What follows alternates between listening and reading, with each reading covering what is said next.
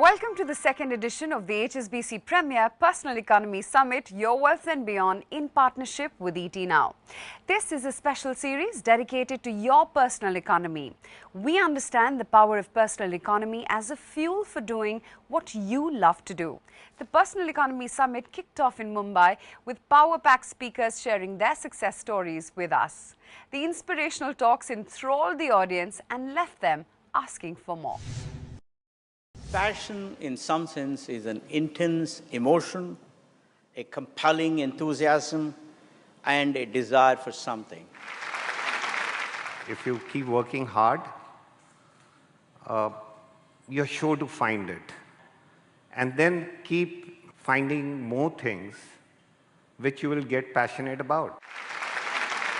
In tennis, you always have to have a plan A, B, and C, because if you don't have a plan B and the opponent is beating you, then you're in big trouble. This week, we take you to the second leg of the Personal Economy Summit, which was held in New Delhi. The summit focuses on the importance of pursuing your passion and was unfolded by an opening address by the Head Retail Banking and Wealth Management of HSBC India, S. Ramakrishnan. Very good evening, ladies and gentlemen. Thank you for joining us tonight on Season 2 of the HSBC Premier Personal Economy Summit, Your Wealth and Beyond, in partnership with ET Now. Now, personal economy is a term that we have coined, which is very different from the economy that all of you are used to talking about, which is the global economy, the financial economy. Everyone's aware of that. But the personal economy is something that's much more closer to you because it's your personal economy. It's something that you hold extremely dear to yourself. So it's about your family, your career, your passion, your goals. And because it's unique to you, it means that sitting in this room, if I've got about 250 people here, there are 250 personal economies as we speak. And because it's unique to you, and because it varies at every stage of life, it means that tomorrow, for the same 250 people, there'll be 250 different personal economies. And that's really what this is about. A lot of my colleagues from other banks have mentioned this to me, and I've got a WhatsApp message even today as we speak. How is it that you as a bank are conducting a session which does not involve somebody putting up graphs and charts about how the economy is moving and how this fund is going to do and how that stock is going to do and how this rupee is going to move? This is not any of that. It is about, like I said, it's about the personal economy. It's about each and every one of you. And the speakers that we've got lined up here today are going to be talking about their personal experiences. The role that HSBC plays in all of this is for you to understand not just what your own passions are and how you're going to live them, but understand is what exactly is it that a bank or any financial partner can do in helping you fulfill that goal. Many are lucky to find passion in their work, while others discover it through their hobbies, dreams, and experiences. Either way, it's an intrinsic yarn that weaves the fabric of our lives and drives us to achieve our goals with spirit and gusto. So here to open our first session on the topic, is your passion part of your daily life? Is the man behind key government initiatives such as Make in India, Startup India, and Incredible India, which have positioned and branded India as the force to reckon with. Put your hands together for the dynamic CEO of Niti Aayog, Mr. Amitabh Kant. I've been associated with 4 different initiatives. I did build Kerala as a tourism destination through the God's Own Country campaign. Later, I came into Delhi and did the Incredible India initiative. And much recently, I did the Make in India and Startup India initiatives. But I've been involved with the Delhi-Mumbai Industrial Corridor, building new cities in India. And, one of my great joy has been that the kind of initiatives you get to do in government, the size and scale of it, you can never get this opportunity anywhere else. Secondly, I've always believed that you need to surround yourself with outstanding people. I mean, if you have mediocrity around you, you can never deliver.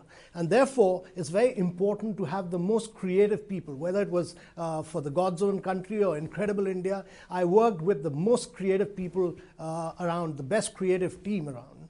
Thirdly, I think it's important to differentiate yourself from the rest of the world.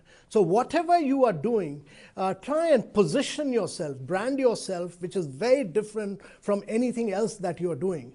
And I think the most critical thing is that you need to have the vision, the dream, the passion, the energy to be convinced about what you're doing. If you're convinced about what you're doing, you will always have the clarity of mind to go ahead and go all out and achieve that.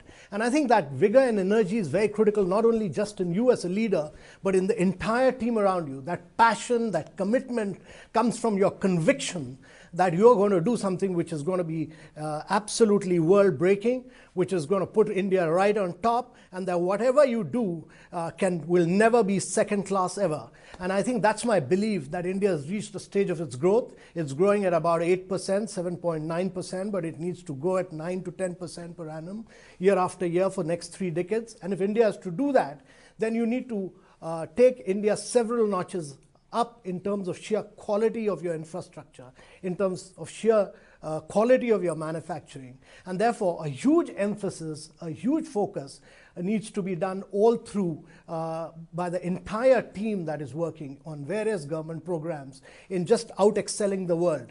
And therefore, benchmark yourself against the world best. And that requires an immense amount of belief in yourself. And not only just in yourself, but in the entire team. And I've always believed in doing that.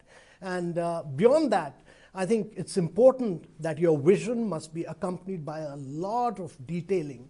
Indians are very good at a vision, but in terms of sheer detailing of the program, right to the brass tacks, and then convincing the entire team that this program needs to be delivered is very, very critical. So I think working with outstanding people, building the right team, having the conviction and courage, and the passion and the determination and the detailing to deliver it are very, very critical. Mr. Kant, we have our first Twitter question, in fact, already in. And Neeta Shah has sent in a question. She wants to know, how do you transform campaigns such as Swachh Bharat and Make in India from few people to a nation's passion? For us, it was very important that Make in India was about several things. It was about ease of doing business. It was about opening up India's economy. It was about our belief in the intellectual property rights, and we did several things. First, in ease of doing business, we worked with all the state governments, and we said these are 100 points which every state has to be delivered. And if states have to deliver that, we said we are going to evaluate and rank the states at the end of it, and we are going to name and shame the states in terms of sheer performance. So we we challenged the states, but we supported the state through several workshops. And at the end of it, at the end of 1 year, we got the World Bank to evaluate and rank the states. So every state was ranked. And because there was a ranking process, every state worked hard. Every single officer worked hard. Every chief minister worked hard in coming right on top. And I think the kind of breakthroughs states did in terms of making themselves easy and simple was very critical. Last year we did this on 100 points. This year we're doing it on 344 points. But more important than that the political system, both in the center, driven by the Prime Minister himself, and the state level by the chief ministers, everybody was in sync with that same vision that India must become an easy, simple place for it to grow at rapid rates. Purely because of the sheer size of the country and the magnanimity of these projects, how do you cope with sometimes failure? Or, don't you get bogged down sometimes? When I initiate something, I've never thought of failure, ever. Ever have I said that this program is going to fail. So it's very critical that you have that vision, then work it out. Work out the details along with your team. And as I said, in all these programs, when we were building up Kerala as a travel and tourism destination, nobody had heard of Kerala. Nobody ever used to come down to Kerala. But we created a top-class campaign around God's own country. We said that we are going to differentiate, in the case of Kerala, from the rest of Indian states. We said we are going to take a high-value, up-market strategy for marketing. And once you believe in it, and your team believes in it, and if you have that vision and that commitment and that passion, you can never fail. Well, kudos to you on doing such a great job, Mr. Kant, for making Brand India such a success. It's time now for a short break, but when we return, what's Sonali Krishna in a candid conversation with ad guru Prahlad Kakkar. Don't go anywhere, we'll be right back. You'll be living in a flat, you'll have, you'll get a huge salary, you'll get gadi, naukar, chakar, bangla, Miss Mangla, the whole works.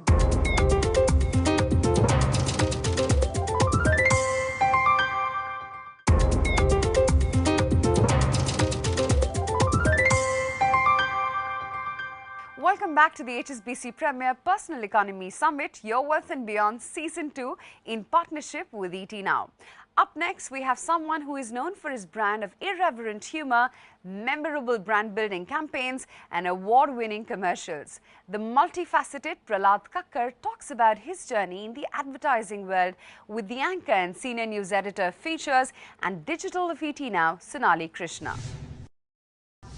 If anybody had to personify the word passion, right, the first name that would have to come to mind would be Prahlad Kakkar.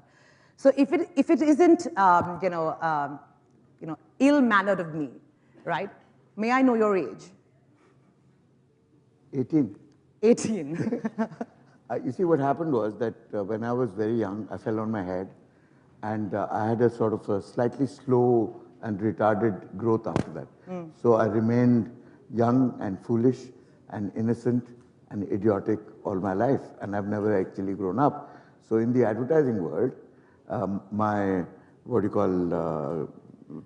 description is the enfant terrible that never grew up. But I only asked you your age because, as we know, the theme of this conference is all about passion, human ambition, right?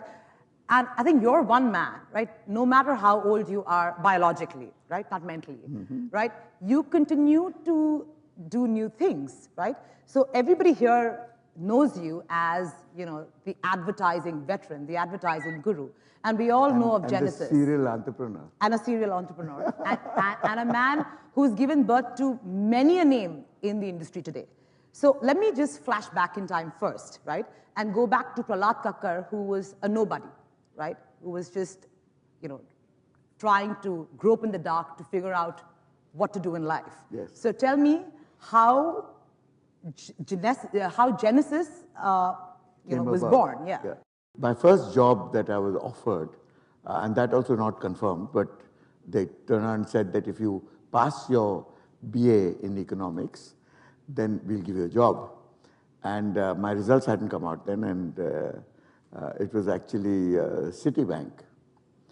And everybody celebrated in the family and friends, and they said, "Wow, you're made. You'll be living in a flat. You'll have, you'll get a huge salary. You'll get gadi, naukar, chakar, bangla, Miss Mangla. The whole works." So I said, "Wow, it sounded exciting." So I said, "Okay, let me go and have a look at this place." So I went in there to check where the trainees were sitting, and all these kids were sitting in lines. In those days, there were no computers. They were sitting with these calculators, balancing these massive ledgers. And I had a chat with all of them. I said, supposing you don't balance them, at the end of the day, it doesn't add up, and there are a couple of rupees less or more, or whatever else, then do you start all over again? He says, we're supposed to, but it's easier to take the money out of our own pocket and just balance it. And I was very confused. I didn't know what to do. I ran all the way back to Delhi, actually, where my parents were. So I was floating around in Delhi, and I was walking past Jorbagh Market, and there was a place called 1 Rattenden Road. I still remember the place. It was a beautiful old bungalow, and there were these people sitting in the lawn in a winter morning, eating lunch and sharing their dabbas. And I said, "Hello, this looks like an interesting office." So I went and said, "What do you guys do?" So they said, "Oh, we are an advertising agency. We're called Advertising and Sales Promotion Company." Right. So I said, "Oh, interesting." I got an interview, and Jog Chatterjee showed me a campaign which he was a little shocked by. He was about 50 plus. The campaign was, all you saw was a guy's back with this plaid shirt, this woman's eyes, which were in front of him, with her hands around his neck, and a pair of stilettos in her hand. And it says, he said, "Your place or mine," and we went to his. And I started on his buttons. Tinker, tailor, soldier, sailor. Oops, no more buttons. Liberty shirts. Anything can happen. Now, it was, I think, the first really semi-adult campaign that anybody had the courage to launch in this country. Sure. And there was huge controversy. Of course, politically it was a no-no. But it sold more shirts than any campaign that I can remember. And so he showed me this, and he said, what do you think of it? So I said, wow, I love it. And he says, rump, I don't like it. I said, because Mr. Chatterjee, you don't wear plaid shirts. You're too old for this campaign. It's meant for people like me who are 21. And he looked at me and he said, you're a cheeky little bugger. Okay, we'll give you a job, but you'll get paid as much as the peon does. So I said, fine. I joined advertising totally by accident, like a lot of things in my life. But the most important thing was, I took to it like a duck to water. And that we all know. Yeah, but the funny thing was that advertising is, even in those days, was divided into two sections, the suits and the yahoos. Yep. You were the Yahoo. No, I was a suit. I was actually a management trainee. And I was supposed to behave like a suit. And it didn't suit me.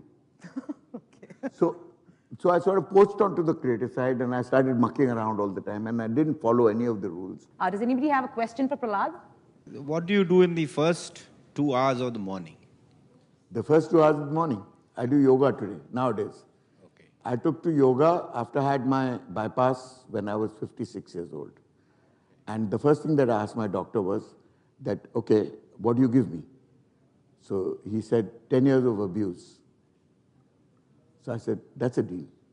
I said, can I dive with this bypass? He said, yes. So I said, go for it. On that note, thank you so much. I hope all of you enjoyed this conversation. I'd now like to invite the Group General Manager and Chief Executive Officer of HSBC India, Stuart Mill, for a quick tete-a-tete with the editor of Personal Finance and Real Estate at ET Now and the editor of Magic Bricks Now, Faye D'Souza. We are talking about using banking and personal economy. And the truth is that while it might seem like a stack of ledgers, and you and I spend a lot of time in the area of finance, it's really about people. It's about fears. It's about addressing your fears. It's about addressing your fears for the future. So from the point of view of the bank, when you're looking at helping people realize their passions, how much of it is about the numbers and how much of it is about the people? Well, I think, first of all, banking at its heart is a people business. Yes. It's all about developing relationships of trust between two people, the banker and the client. And the most successful bankers are ultimately those who can get that sense of trust between themselves and the customer. At the end of the day, to pursue your passion, very often you do have to plan for that, because if your passion, for example, is to go and climb Mount Everest, this is not something that you can do without having some corpus of funds. You have to plan for that, you have to save for that. And the reason why we're talking about passion is because just like you plan for life events, which might be a marriage, it might be education of your children, it may be the marriage of one of your children, it may be retirement, in the same way you have to plan for your passions as well. Sometimes you have to think about that very carefully, make sure you're planning long term and saving accordingly. So part of our job is to make sure we have those conversations with our clients and that they're thinking about these things and planning for them. Again, in every household, how important is it, while there is a banker who will make the phone call saying, you have to start this investment, you have to think about these things, how important is it for each of us, one member of our families, to sort of say, I'll do this. I'll take it up. I'll make sure someone's balancing the ledgers in the house. I'll make sure that we're keeping, the money, someone's keeping a check on where the money is going, what's coming in, what's going out, what's being put aside for the future. Because that's also about people, isn't it?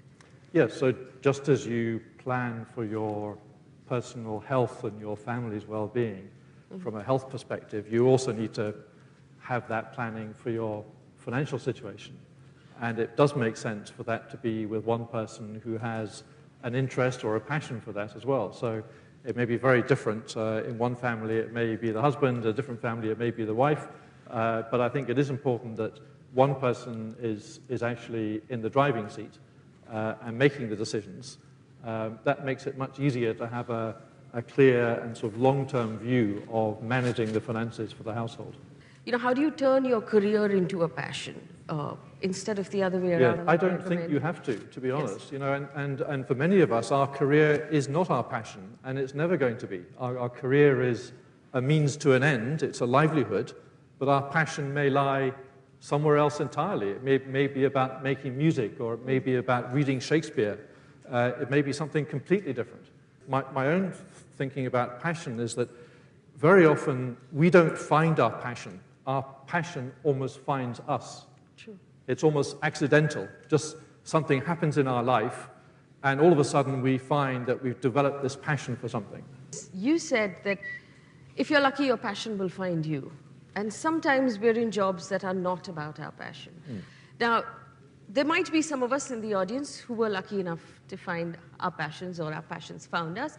But if we're not, should they be confronting those fears? They're walking away from the dead-end job and saying, I'm going to do what I want to do. I can just talk about my own experience, but you know, I have always really enjoyed my job. But if you ask me, is it truly my passion, or what is my passion, I would say my passion is sailing. Okay. You've never wanted to walk away, a controversial question at an HSBC event, be a sailor? Well, I am a sailor, but I'm also a banker. Okay. So I do both. If you have a job which is also your passion, then the chances are you will achieve immense success in your career. What's that one piece of advice you want everybody to go home and think about today? I think just ask yourself what your deepest fear is, and if you confront that fear, you may well find your passion right there. Stuart, thank you so much. Thank you very much indeed. Thank you.